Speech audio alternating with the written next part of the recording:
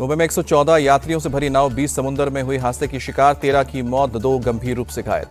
नीलकमल नाम के फेरी मुंबई की गेटवे ऑफ इंडिया से एलिफेंटा जा रही थी। 20 समुद्र में नौसेना की स्पीड बोट फेरी से टकराई। इंजन ट्रायल कर रही नेवी की स्पीड बोट बेकाबू होकर फेरी से टकराई। हादसे में 10 यात्री और नेवी के 3 लोगों की मौत। हादसे के तुरंत बाद आसपास की दूसरी बोट से मदद के लिए पहुंची नीलकमल बोट में सवार 101 यात्रियों को किया गया रेस्क्यू। महाराष्ट्र के सीएम देवेंद्र फडणवीस ने नाव हादसे की जांच के आदेश दिए। पुलिस और नौसेना की टीम करेगी हादसे की जांच। पुलिस ने एफआईआर दर्ज की। फडणवीस सरकार ने हादसे में मारे गए लोगों के परिवार वालों को 5-5 लाख के मुआवजे का ऐलान किया। घायलों का अस्पताल में इलाज चल रहा है। मुंबई पोर्ट हादसे पर पीएम मोदी ने दुख व्यक्त किया। मारे गए लोगों के परिवार को पीएम राहत कोष से 2-2 लाख के मुआवजे और घायलों के लिए 50-50 हजार के राहत का ऐलान। वन नेशन वन इलेक्शन पर 31 सदस्यीय ज्वाइंट पार्लियामेंट्री कमेटी का गठन है। लोकसभा से 21 और राज्यसभा से 10 सांसद होंगे।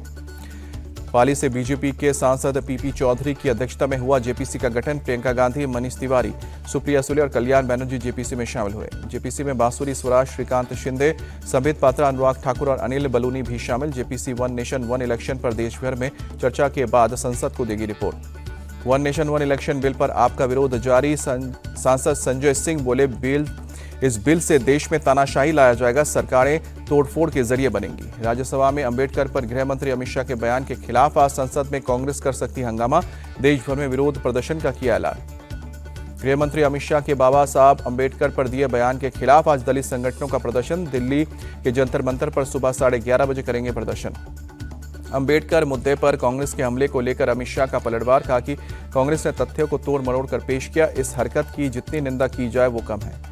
अमित शाह बोले, सच सामने आने से कांग्रेस तिलमिलाई है, इसलिए अपने पुराने कुचक्र का सहारा लिया। पोल खुलते ही देश और समाज को गुमराह करने लगी। अमित शाह का कांग्रेस अध्यक्ष मल्लिकार्जुन खड़गे पर भी अटैक। कहा कि आपको इसका हिस्सा नहीं होना चाहिए था, लेकिन आप भी राहुल जी के दबाव में आ गए।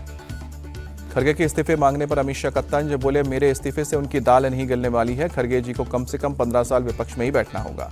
अमित शाह ने कांग्रेस को संविधान और आरक्षण विरोधी बताया। कहा कि नेहरू जी ने अंबेडकर को चुनाव में हराने की साजिश की। खुद को तो भारत रत्न दे दिया, लेकिन बाबा साहब को नहीं मिलने दिया। अमित शाह बोले, कांग्रेस ने पहले भी मेरा वीडियो एडिट करके फैलाया है। इस कुत्सित प्रयास के लिए कांग्रेस के खिलाफ कानूनी कार्रवाई कर सकता हूं। अंबेडकर पर आर पार की लड़ाई में विपक्ष कांग्रेस ने अमित शाह के आवास को घेराव करने की कोशिश की तो आपने बीजेपी मुख्यालय के सामने प्रोटेस्ट किया। कांग्रेस अध्यक्ष मल्लिकार्जुन खड़गे का अमित शाह पर अटैक। कहा कि गृह मंत्री की भाषा आपत्तिजनक थी, उन्होंने बाबा साहब का अपमान किया। मल्लिकार्जुन खड़गे ने कहा कि बीजेपी संविधान को नहीं मानती, ये लोग मनुस्मृति की बात करते हैं, इसीलिए कभी संविधान का सम्मान नहीं किया। कांग्रेस अध्यक्ष ने गृह मंत्री अमित शाह का इस्तीफा मांगा। बोले कि प्रधानमंत्री को उन्हें तुरंत बर्खास्त करना चाहिए। बाबा साहब के अपमान पर माफी मांगने अमित शाह। अरविंद केजरीवाल के निशाने पर भी रहे अमित शाह। कहा कि उनके बयान से करोड़ों लोगों की भावनाएं आहत हुई हैं। केजरीवाल बोले कि बाबा साहब हमारे लिए भगवान से कम नहीं है, वो मेरे नहीं करोड़ों भारतीयों के आदर्श हैं, उनका अपमान बर्दाश्त नहीं है। अमित शाह के समर्थन में उतरे पीएम मोदी। कहा कि अंबेडकर को लेकर अमित शाह ने कांग्रेस का पर्दाफाश किया। झूठ से कांग्रेस के गलत काम नहीं छिपेंगे। पीएम मोदी बोले, कांग्रेस ने हमेशा अंबेडकर का किया अपमान, अंबेडकर की विरासत मिटाने की कोशिश की। पीएम मोदी ने कहा कि झूठ के सहारे कांग्रेस अपने पाप नहीं धो सकती है, सच्चाई उजागर होने पर नाटक कर रही है कांग्रेस। नेता प्रतिपक्ष राहुल गांधी का सरकार पर अटैक। कहा कि मनुस्मृति मानने वालों को अंबेडकर से तकलीफ है, उनके बयान और उनके बनाए हुए संविधान को खत्म करना चाहते हैं। अमित शाह के खिलाफ टीएमसी ने दिया विशेष अधिकार हनन का नोटिस। सांसद डेरेक ओब्रायन बोले, गृह मंत्री के बयान से अंबेडकर और संसद की गरिमा कम हुई। सीएम ममता बनर्जी बोले कि अमित शाह के बयान से बीजेपी की जातिवादी और दलित विरोधी मानसिकता उजागर हुई है। कांग्रेस नेता दिग्विजय सिंह बोले, बीजेपी आरएसएस का राजनीतिक संगठन है, जिसकी विचारधारा शुरू से ही संविधान विरोधी रही है। सपा चीफ अखिलेश यादव बोले, अमित शाह ने अंबेडकर के लिए जिस भाषा का इस्तेमाल किया उससे पता चलता है कि वो कितना सम्मान करते हैं। सपा सांसद इकरा हसन ने कहा कि बीजेपी का संविधान में हर कोई विश्वास नहीं है, इन लोगों को सिर्फ अपनी मनमानी चलानी है। केंद्रीय मंत्री शिवराज सिंह चौहान का कांग्रेस से सवाल, ये बताएं कि बाबा साहब को चुनाव क्यों हरवाया। जम्मू कश्मीर के सीएम उमर अब्दुल्ला ने दिल्ली में गृह मंत्री अमित शाह के साथ बैठक से किनारा किया। कहा कि मीटिंग होगी तो सबको पता चल जाएगा। सीएम उमर अब्दुल्ला ने माना कि कई मुद्दों पर अमित शाह से करनी है बात। जम्मू कश्मीर को केंद्र शासित प्रदेश से राज्य का दर्जा दिए जाने की जताई है उम्मीद। सीएम उमर अब्दुल्ला ने एक ईवीएम के मुद्दे पर इंडिया गठबंधन को दिखाया आईना। पूछा, अगर ईवीएम नहीं तो क्या। उमर अब्दुल्ला ने कहा कि ईवीएम के बारे में शिकायत है तो पूरे साल रहनी चाहिए, वो शिकायत सिर्फ जाहिर नहीं हो सकती है, आप जब हार जाते हैं तो उसका मुद्दा उठाते हैं। एआईएमआईएम चीफ असदुद्दीन ओवैसी ने दिल्ली में किया अरविंद केजरीवाल पर बड़ा हमला। कहा कि हमने ताहिर हुसैन के नाम का ऐलान किया तो उनके पेट में दर्द होने लगा। ओवैसी ने मुस्तफाबाद में केजरीवाल को बताया सबसे बड़ा फिरका परस्त, कहा कि अपना घर तो आलीशान बना लिया लेकिन मुस्तफाबाद को क्या दिया। ओवैसी ने संविधान और आरक्षण का जिक्र किया, कहा कि बाबा साहब अम्बेडकर ने पहले ही कह दिया था कि जब भी अल्पसंख्यक अपना हिस्सा मांगेंगे उन्हें फिरका परस्त कहा जाएगा। दिल्ली चुनाव से पहले अरविंद केजरीवाल का बुजुर्गों के लिए बड़ा ऐलान, संजीवनी योजना को लॉन्च किया। 60 साल से ऊपर के बुजुर्गों का होगा मुफ्त इलाज। अरविंद केजरीवाल ने कहा बुजुर्गों का होगा फ्री में इलाज, चाहे वो किसी भी कैटेगरी में आते हों, ट्रीटमेंट का सारा खर्च सरकार उठाएगी। दिल्ली के मंत्री सौरभ भारद्वाज ने संजीवनी योजना को आयुष्मान योजना से बेहतर बताया, कहा कि केंद्र की योजना में बहुत खामियां हैं। दिल्ली चुनाव के लिए बीजेपी तैयार, रामबीर विधूड़ी बोले कि ग्राउंड लेवल पर रिपोर्ट ले रहे हैं हमारे नेता, कौन कहां से चुनाव लड़ेगा शीर्ष नेतृत्व तय करेगा। एनएसए अजीत डोभाल ने चीन के विदेश मंत्री वांग यी से मुलाकात की। एलएसी पर शांति बनाए रखने और द्विपक्षीय रिश्ते बहाल करने पर बातचीत हुई। अजीत डोभाल ने चीन के उपराष्ट्रपति हान जोंग से भी मुलाकात की। हान ने कहा कि दोनों देश को व्यापार, कल्चर समेत सभी मुद्दों पर बात करके द्विपक्षीय रिश्तों को आगे बढ़ाना चाहिए। 21 दिसंबर से कुवैत के 2 दिवसीय दौरे पर रहेंगे पीएम मोदी। 43 साल बाद होगा किसी भारतीय प्रधानमंत्री का दौरा। एनएचआरसी अध्यक्ष की नियुक्ति को लेकर बैठक मीटिंग में पीएम मोदी और राहुल गांधी शामिल हुए। यूपी के संभल में आज पहुंचेगी एएसआई की 4 सदस्यीय सर्वे की टीम। प्राचीन शिव मंदिर, कुआं और उससे मिली मूर्तियों की होगी कार्बन डेटिंग। संभल और वाराणसी के बाद अलीगढ़ में मिला शिव मंदिर। हिंदूवादी संगठनों ने आरोप लगाया मुस्लिम समुदाय ने अवैध कब्जा किया था। यूपी में गोंडा के इमामबाड़े मोहल्ले में मौजूद बड़ी संगत के प्राचीन हनुमान मंदिर को अवैध कब्जे से करवाया गया मुक्त। प्रशासन ने अतिक्रमण पर बुलडोजर चलाया। 200 साल पुराने हनुमान मंदिर की जमीन पर टीन का शेड लगाकर बनाई गई थी अवैध पार्किंग। मंदिर कैंपस में कबाड़ और कचरे का ढेर जमा किया गया था। मंदिर के पुजारी की शिकायत पर डीएम ने अवैध कब्जे को करवाया बुलडोजर से एक्शन से खाली। भविष्य में अवैध कब्जे की स्थिति में सख्त कानूनी कार्रवाई की चेतावनी भी दी। कुशीनगर में कड़ी सुरक्षा के बीच मदनी मस्जिद की पैमाइश शुरू। सरकारी जमीन पर अवैध अतिक्रमण, मस्जिद बनाने का आरोप। वाराणसी के ज्ञानवापी परिसर में वजू खाने के एसआई सर्वे की मांग वाली याचिका पर इलाहाबाद हाईकोर्ट में सुनवाई। अगली सुनवाई 24 फरवरी 2025 को। यूपी के डिप्टी सीएम केशव प्रसाद मौर्य का सपा पर हमला, बोले कि उपचुनाव में हार से बौखला गया है विपक्ष, इसलिए सदन में हंगामा कर रहा है। एमपी में शराब घोटाले पर कांग्रेस का हल्ला बोल। विधानसभा परिसर में गांधी प्रतिमा के सामने बोतल की माला पहनाकर जताया विरोध। पीडीपी चीफ महबूबा मुफ्ती बोली आर्टिकल 370 हटाकर हमारी पहचान छीनी गई है, अब केंद्र सरकार हमारी जमीन छीनना चाहती है। नागपुर में विधान भवन के बाहर दिव्यांगजनों का प्रदर्शन। डिप्टी सीएम एकनाथ शिंदे से नहीं हो सकी मुलाकात। शिंदे से मिलकर दिव्यांगजन अपनी कई मांगों को बताना चाहते थे। किसान आंदोलन पर सुप्रीम कोर्ट में सुनवाई, कहा कि अगर किसान कोर्ट की बनाई कमेटी से बात नहीं करना चाहते हैं तो सीधे हमारे पास आ सकते हैं, अदालत के दरवाजे खुले हैं।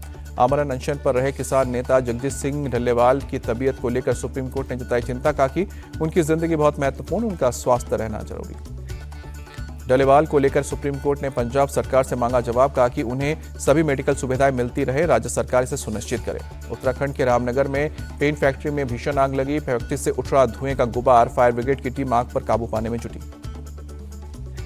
आग लगते ही इलाके में अफरा तफरी मची, आसपास के घरों को खाली कराया गया, लाखों के नुकसान की आशंका। उड़ीसा के पुरी में एक फैक्ट्री में लगी आग, फायर ब्रिगेड की टीम ने काबू पाया।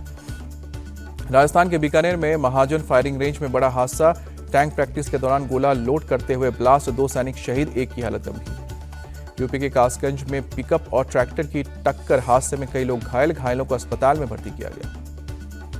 एमपी के रायसेन में 13 साल के बच्चे को पुलिस ने अपहरणकर्ताओं के चुंगल से 10 घंटे में बचाया, 4 किडनैपर अरेस्ट, 1 फायर। अपहरणकर्ताओं ने लड़के के पिता से मांगी 10 लाख रुपए की फिरौती, बदमाशों के बताए जगह पर पुलिस की टीम पैसे लेकर पहुंची, पैसे लेने पहुंचे किडनैपर्स को दबोचा। पुलिस ने बदमाशों से पूछताछ के बाद बच्चे को बरामद किया। अपहरणकर्ताओं के पास से वारदात में शामिल कार, बाइक भी बरामद। उड़ीसा के मयूरभंज में पुलिस टीम पर हमला, रेत माफियाओं ने गाड़ी पर किया पथराव, अवैध तरीके से जमा किए रेत की जांच कराने गई थी पुलिस। यूपी के मेरठ में सिर पर बाल उगाने के नाम पर ठगी कर रहे 3 लोग गिरफ्तार, 15 दिन में 300 रुपए की दवा से बाल उगाने का दावा कर रहे थे। दवा से इलाज के एलर्जी के बाद शमशाद नाम के एक शख्स की शिकायत पर पुलिस ने एक्शन लिया। पुलिस के मुताबिक तीनों आरोपी ने दिल्ली, बिजनौर, हरियाणा, उत्तराखंड में हजारों लोगों को इसी तरह से तेल बेची है। बिहार के हाजीपुर में एक सरकारी स्कूल के हेडमास्टर का अंडा चोरी करते वीडियो आया वायरल। मिड डे मील के लिए आए अंडे झोले में भरकर घर ले जाते नजर आए हेडमास्टर। वीडियो के वायरल होने के बाद बिहार शिक्षा विभाग ने लिया एक्शन। हेडमास्टर सुरेश सैनी से अंडा चोरी पर मांगा गया है जवाब। जम्मू के कटरा में पुलिस का फ्लैग मार्च। स्थानीय लोगों और कई संगठनों के बंद को देखते हुए पुलिस ने किया सुरक्षा के व्यापक प्रबंधन। रोपवे बनाने का स्थानीय लोग कर रहे थे विरोध। तमिलनाडु के वेल्लोर में तेंदुए ने महिला पर हमला किया। घायल महिला की मौत। प्रशासन की टीम मौके पर पहुंची। बंगाल के कूच बिहार में एक खेत से मोर्टार मिलने से हड़कंप। बम निरोधक दस्ते ने मोर्टार को डिफ्यूज किया। एमपी के रतलाम में स्थानीय लोगों और किसानों ने मिलकर चाइनीज लहसुन से भरे 2 ट्रकों को पकड़ा। पुलिस को सूचना दी गई। पुलिस ने ट्रक को जब्त करके जांच शुरू की। यूपी के संभल में बदमाशों के हौसले बुलंद। एक ग्रामीण को बाइक सवार बदमाशों ने मारी गोली। पुलिस मामले की जांच में जुटी। सीबीआई ने मदुरै सीबीआई कोर्ट में एक जीएसटी अधिकारी समेत 4 सरकारी अधिकारियों को पेश किया। 3.5 लाख घूस लेने का मामला। मनी लॉन्ड्रिंग के मामले में ईडी का एक्शन। कोलकाता में 13 ठिकानों पर रेड। कई आपत्तिजनक दस्तावेज। 4.5 करोड़ की ज्वेलरी के साथ 8 लग्जरी गाड़ियां भी बरामद। यूपी के गोरखपुर में चला प्रशासन का बुलडोजर। खैरैया पोखरा में करीब 15 अवैध ठिकानों को कराया गया कब्जा मुक्त। भारी तादाद में पुलिस बल भी तैनात। दिल्ली में अगले 2 दिन तक ठंडक की वजह से घने कोहरे के डबल अटैक की आशंका। मौसम विभाग ने जारी किया ऑरेंज अलर्ट। दिल्ली में कोल्ड वेव का असर। लगातार तापमान में गिरावट के बाद ठंड से बचाव के लिए बेघरों के लिए रैन बसेरे बनाना सराहा। राजस्थान के शाहपुरा में सीएम भजनलाल शर्मा ने 2 कॉलेजों की नई बिल्डिंग का किया उद्घाटन। सीएम ने लोगों की भी बात को सुना। एमपी के ग्वालियर में तानसेन फेस्टिवल में तबला वादक पद्मश्री सपन चौधरी को किया गया सम्मानित। सपन चौधरी को दिया गया तानसेन अवार्ड। इस मौके पर सपन चौधरी ने परफॉर्म भी किया। भारत ऑस्ट्रेलिया के बीच ब्रिस्बेन के गाबा मैदान पर खेला गया तीसरा टेस्ट ड्रॉ। 5वें दिन तेज बारिश के बाद लिया गया फैसला। आखिरी दिन 25 ओवर की डाले जाने हैं सके। भारतीय गेंदबाज रविचंद्रन अश्विन ने इंटरनेशनल क्रिकेट से लिया संन्यास। गाबा टेस्ट खत्म होते ही संन्यास का ऐलान किया। कहा कि यह मेरे लिए काफी भावुक समय। आईसीसी ने जारी की नई टेस्ट रैंकिंग। इंग्लैंड के जो रूट फिर से नंबर 1 की कुर्सी पर। 876 पॉइंट के साथ हैरी ब्रुक दूसरे नंबर पर। आईसीसी की टेस्ट रैंकिंग में भारत के यशस्वी जायसवाल चौथे नंबर पर। 9वें नंबर पर ऋषभ पंत और विराट कोहली 20वें नंबर पर। आईसीसी गेंदबाजी रैंकिंग में भारत के जसप्रीत बुमराह टॉप पर बरकरार। ब्रिस्बेन टेस्ट की दोनों पारियों में 34 ओवर में बुमराह ने 9 विकेट लिए। सलमान खान बने पहले खो खो विश्व कप के ब्रांड एम्बेसडर। 13 से लेकर 19 जनवरी तक दिल्ली में वर्ल्ड कप का होगा आयोजन।